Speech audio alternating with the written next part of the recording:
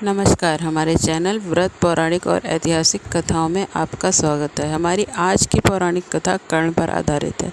इससे पहले हम वीडियो शुरू करें, आप हमारा चैनल सब्सक्राइब करके बेल आइकन को ऑल पर सेट कर दीजिए, ताकि जब भी हम कोई व्रत कथा, पौराणिक कथा या ऐतिहासिक कथा का वीडियो अपलोड करें तो वह सबसे पहले आप तक पहुँचे। वीडियो देखने के बाद अगर आपको यह वीडियो पसंद आए तो इसे लाइक और कमेंट ज़रूर करिए और शेयर करना बिल्कुल ना भूलें। कुंती पुत्र कर्ण, जिन्हें सूर्य पुत्र, राधेय, वसुसेना, अंगराज जैसे कई नामों से जाना जाता है, उन्हें अर्जुन से श्रेष्ठ धनुर्धर और महान योद्धा माना जाता था। कर्ण को धृतराष्ट्र के सारथी अधिरथ व उनकी पत्नी राधा ने पालन पोषण किया। कुंती के ज्येष्ठ पुत्र कर्ण ने घोर भेदभाव और अपमान का सामना किया। उन्हें अपने जीवन में अपने ही भाइयों से युद्ध करना पड़ा। लेकिन क्या आप जानते हैं कि कर्ण को इतना दुख इसलिए सहना पड़ा क्योंकि उनका जन्म ही अपने पापों के प्रायश्चित करने के लिए हुआ था। कर्ण की छवि आज भी भारतीय जनमानस में एक ऐसे महायोद्धा की है जो जीवन भर प्रतिकूल परिस्थितियों से लड़ता रहा। बहुत से लोगों का यह भी मानना है कि कर्ण को कभी भी वह सब नहीं मिला जिसका वह वास्तविक रूप से अधिकारी था। तर्कसंगत रूप से कहा जाए तो हस्तिनापुर के सिंहासन का वास्तविक अधिकारी कर्ण ही था, क्योंकि वह कुरु राज परिवार से ही था और युधिष्ठिर और दुर्योधन से ज्येष्ठ था। लेकिन उसकी वास्तविक पहचान उसकी मृत्यु तक अज्ञात ही रही। कर्ण जैसा महान धनुर्धर गलती से पैदा हुआ और छल से मारा गया। कर्ण को एक दानवीर और महान योद्धा माना जाता है। उन्हें दानवीर और अंगराज कर्ण भी कहा जाता है। कर्ण महाभारत के प्रसिद्ध योद्धा, अर्जुन के प्रतिद्वंदी और युद्ध के अंतिम दिनों में कौरवों की सेना के सेनापति थे। कहा जाता है एक बार ऋषि दुर्वासा ने कुंती की सेवा से प्रसन्न होकर उन्हें एक मंत्र दिया जिससे वो किसी भी देवता का आह्वान कर उनसे पुत्र प्राप्त कर सकती थीं। ऋषि दुर्वासा के जाने के बाद कुंती ने उस मंत्र को परखने के लिए उत्सुकतावश सूर्यदेव का आह्वान किया। सूर्यदेव प्रकट हुए तब कुंती ने उन्हें बताया कि केवल उन्होंने उस मंत्र को परखने के लिए उनका आह्वान किया। सूर्यदेव ने कहा कि उनका आना व्यर्थ नहीं हो सकता, न ही ऋषि दुर्वासा का मंत्र व्यर्थ हो सकता है। अतः उन्होंने कुंती को एक कवच कुंडलधारी पुत्र दिया। कुंती उस समय अविवाहित थी, अतः लोक लज्जा के भय से कुंती ने उसे मंजूषा में रखकर रात्रि बेला में गंगा में बहा दिया। वह बालक बहता हुआ उस स्थान पर पहुंचा जहां पर धृतराष्ट्र का सारथी अधिरथ अपने अश्व को गंगा नदी में जल पिला रहा था। उसकी दृष्टि कवच कुंडलधारी शिशु पर पड़ी। अधिरथ निसंतान था। उसने बालक को अपने गले से लगा लिया और घर लाकर उसको अपने पुत्र के समान पालन किया। उस बालक के कान बहुत ही सुंदर थे, इसलिए उसका नाम कर्ण रखा गया।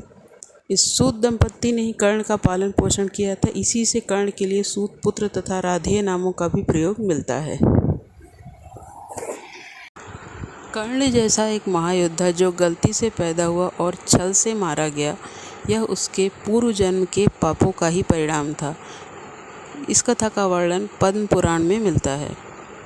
हिंदू पौराणिक कथाओं में संपूर्ण सृष्टि का रचनाकार ब्रह्मदेव को कहा जाता है, जिन्होंने अपने ही शरीर से देवताओं, राक्षसों, पुरुषों और इस धरती पर मौजूद सारे प्राणियों को बनाया है। ऐसा माना जाता है कि ब्रह्मदेव के 4 सिर हैं, जिन्हें 4 वेदों के प्रतीक के तौर पर देखा जाता है। शुरू में उनके 5 सिर थे, जिनमें से एक को शिवजी ने क्रोध में आकर काट दिया था। कहते हैं एक बार कामदेव ने अपनी तपस्या से ब्रह्मदेव को प्रसन्न कर उनसे तीर प्राप्त किए थे। कामदेव ने उत्सुकतावश उसमें से एक तीर का परीक्षण करने के लिए ब्रह्मदेव पर ही चला दिया था। कहा जाता है कि ब्रह्मदेव ने सृजन के दौरान ही एक चौंकाने और बेहद ही सुंदर महिला को बनाया। हालांकि उनकी यह रचना इतनी सुंदर थी कि वे उसकी सुंदरता से मुग्ध हो गए और ब्रह्मदेव उसे अपनाने की कोशिश करने लगे। इस कन्या का नाम शतरूपा था। ब्रह्मा जी अपने द्वारा उत्पन्न शतरूपा के प्रति आकृष्ट हो गए तथा उसे टकटकी बांधकर निहारने लगे।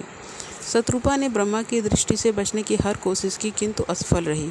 कहा तो यह भी जाता है कि शतरूपा में हजारों जानवरों में बदल जाने की शक्ति थी और उन्होंने ब्रह्मा जी से बचने के लिए ऐसा किया भी। लेकिन ब्रह्मा जी ने जानवर रूप में भी उन्हें परेशान करना नहीं छोड़ा। इसके अलावा ब्रह्मा जी की नज़र से बचने के लिए शतरूपा ऊपर की ओर देखने लगी, तो ब्रह्मा जी ने अपना एक सिर ऊपर की ओर विकसित कर दिया, जिससे शतरूपा की हर कोशिश नाकाम हो गई। भगवान शिव ब्रह्मा जी की इस हरकत को देख रहे थे शिव जी की दृष्टि में शत्रुपा ब्रह्मा जी की पुत्री सदृश थी, अतः उन्हें यह घोर पाप लगा। इसलिए क्रुद्ध होकर शिव जी ने ब्रह्मा का सिर काट डाला ताकि शत्रुपा को ब्रह्मा जी की कुदृष्टि से बचाया जा सके। ब्रह्मा जी का 5वां सिर शिव जी के त्रिशूल के साथ बद्रीनाथ धाम से 100 मीटर की दूरी पर जाकर गिरा, जहां आज भी पितरों का तर्पण किया जाता है। क्रोधित ब्रह्मदेव के शरीर से पसीना निकलता है, जिससे स्वेदज नाम का असुर पैदा होता है। स्वेदज पिता ब्रह्मा जी के आदेश से महादेव से युद्ध करने जाता है। महादेव भगवान विष्णु के पास क्रोधित ब्रह्मा द्वारा जन्म लेने वाले स्वेदज का कुछ उपाय बताने को कहते हैं। भगवान विष्णु अपने रक्त से एक वीर को जन्म देते हैं। रक्त से जन्मा इसलिए उसे रक्तज के नाम से जाना जाता है। स्वेदज 1000 कवच के साथ जन्मा था और रक्तज 1000 हाथ और 500 धनुष के साथ था। भगवान ब्रह्मा जी भी विष्णु से ही उत्पन्न हुए थे, इसलिए स्वेदज भी भगवान विष्णु का ही अंश था। स्वेदज और रक्तज में भयंकर युद्ध हुआ। स्वेदज रक्तज के 998 हाथ काट देता है और 500 धनुष तोड़ देता है। वहीं रक्तज स्वेदज के 999 कवच तोड़ देता है। रक्तज बस हारने ही वाला होता है कि भगवान विष्णु समझ जाते हैं कि रक्तज स्वेदज से हार जाएगा, इसलिए वे उस युद्ध को शांत करवाते हैं। स्वेदज दानवीरता दिखाते हुए रक्तज को जीवन दान देता है। भगवान विष्णु स्वेदज की जवाबदेही सूर्य नारायण को सौंपते हैं और रक्तज की इंद्रदेव को। वह इंद्रदेव को वचन देते हैं कि अगले जन्म में रक्तज अपने प्रतिद्वंदी स्वेदज का वध अवश्य करेगा। द्वापर युग में रक्तज अर्जुन और स्वेदज कर्ण के रूप में जन्म लेते हैं और अर्जुन अपने सबसे महान प्रतिद्वंदी कर्ण की युद्ध के नियमों के विरुद्ध हत्या करते हैं। स्वेदज जी अगले जन्म में सूर्यपुत्र कर्ण बनकर अपने एकमात्र कवच और कुंडल लेकर पैदा हुआ था, जो कि अर्जुन अर्थात रक्तज के हाथों मारा गया। नारायण अर्थात श्री कृष्ण की सहायता से रक्तज ने अपना बदला पूरा किया स्वेदज को मार के। इस तरह कर्ण को अपने पूर्व जन्म के पापों का प्रायश्चित करना पड़ा।